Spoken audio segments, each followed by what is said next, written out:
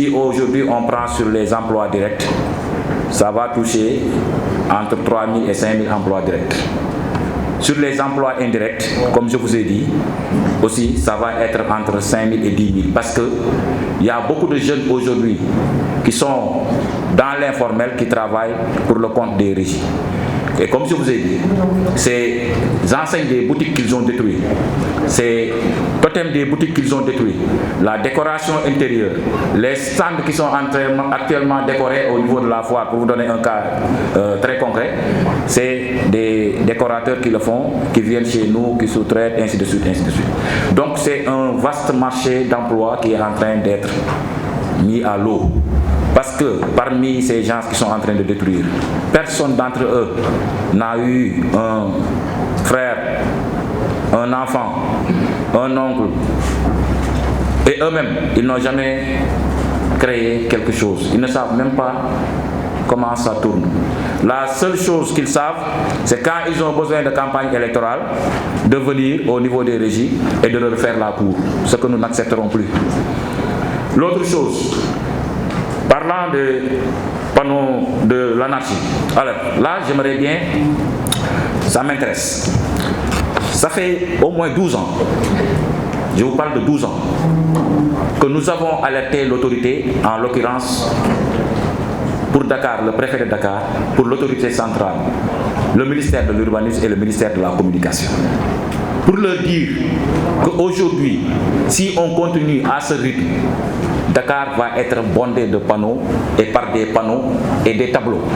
Parce que je dois préciser que nous ne faisons pas des tableaux, on fait des panneaux publicitaires. Un panneau publicitaire a sa forme, a son support, sa rigidité et tout ça. Donc nous avons alerté l'autorité.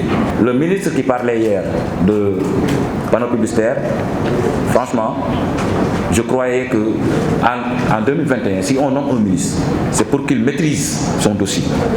Si un ministre me dit que les lampadaires, un ministre de l'urbanisme me dit que les lampadaires électriques sur lesquels étaient apposés des oriflammes appartiennent à la Sénélec, je dis qu'il y a un problème dans notre pays. Ça c'est grave, c'est grave. Donc aujourd'hui, voilà quelqu'un qui ne sait pas. Les lampadaires, monsieur le ministre, ça appartient à la ville de Dakar.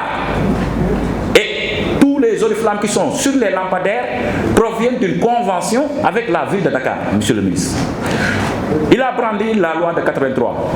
La loi de 83, c'est une loi qui touche que la publicité.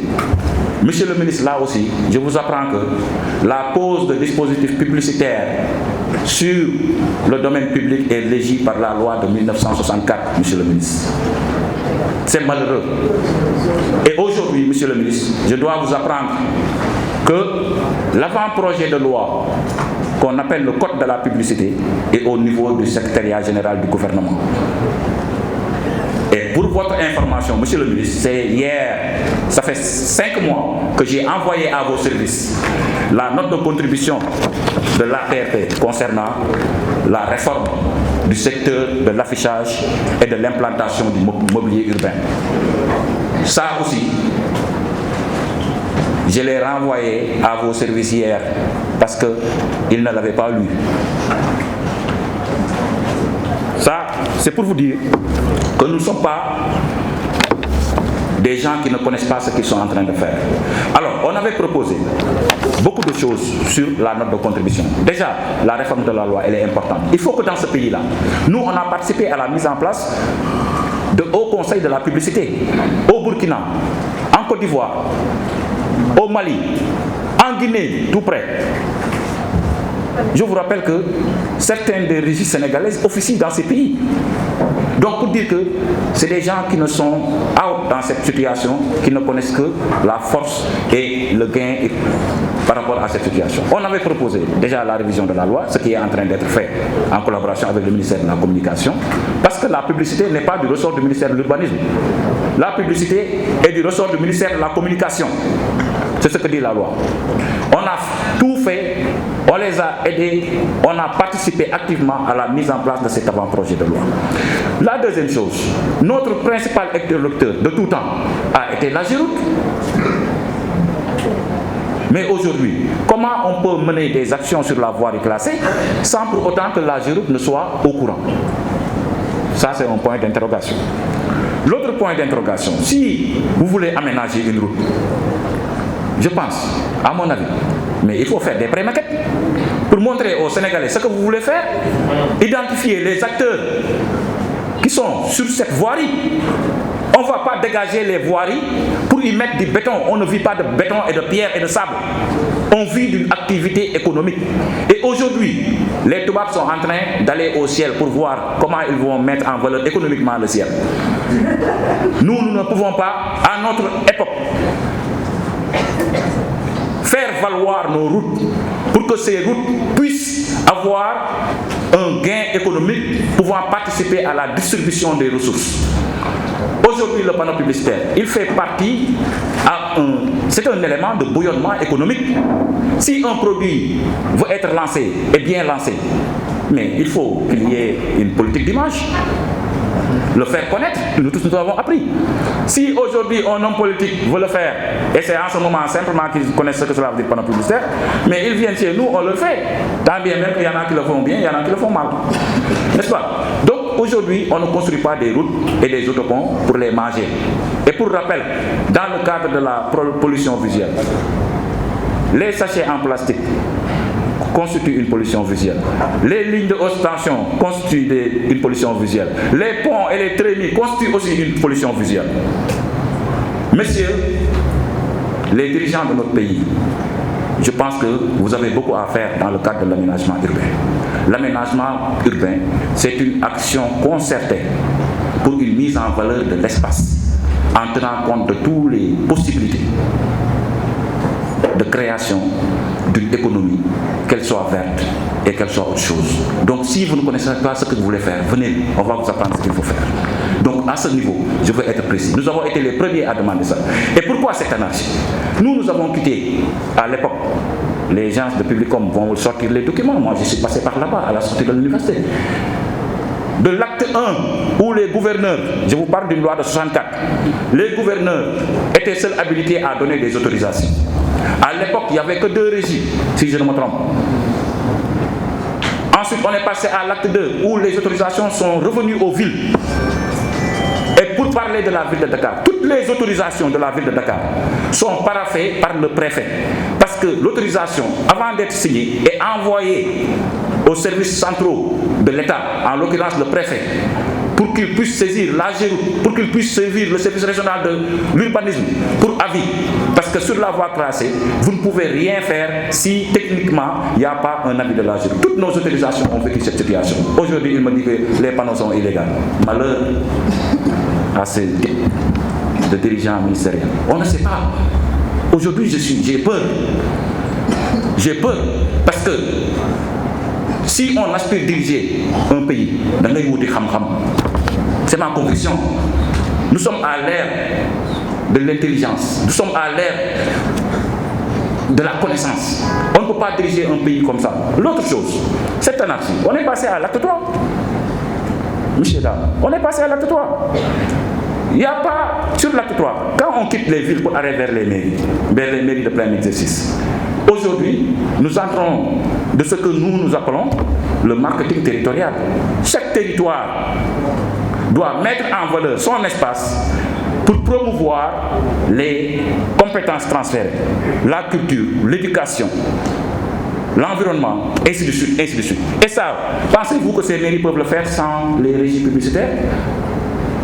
Parce que c'est dans l'exploitation de leurs espaces communaux qu'ils vont avoir de beaux jardins, dans l'exploitation de leurs espaces communaux qu'ils vont avoir de bons terrains, c'est dans l'exploitation de leur espace communal qu'ils vont avoir de grandes artères, c'est dans l'exploitation de leur espace communal qu'ils vont développer de belles avenues, ainsi de suite, ainsi de suite.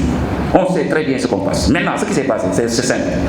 Après 2014, chaque maire a donné à qui il veut une autorisation. Et les lettres d'alerte sont là. L'autorité centrale était là. Ce n'est pas aujourd'hui qu'il y a eu une anarchie. Ces maires-là, ils ont fait 7 ans. L'autorité centrale était là. Pourquoi ils n'ont pas réagi? Aujourd'hui, que les gens de l'Ageroute sortent, s'ils sont courageux, pour dire est-ce qu'on leur a dit ou pas. Que le préfet de Dakar sorte, même je vous renvoie à 5 préfets derrière. Le préfet Sakho, le préfet Diop, le préfet Tine, le préfet... Ils n'ont qu'à sortir pour dire aux Sénégalais, si nous avons parlé, si nous avons fait de la consultance gratuite, parce qu'ils ne savent rien de ce qui se passe. Je vous édicte des lois que je récite parce que je l'ai appris à l'école.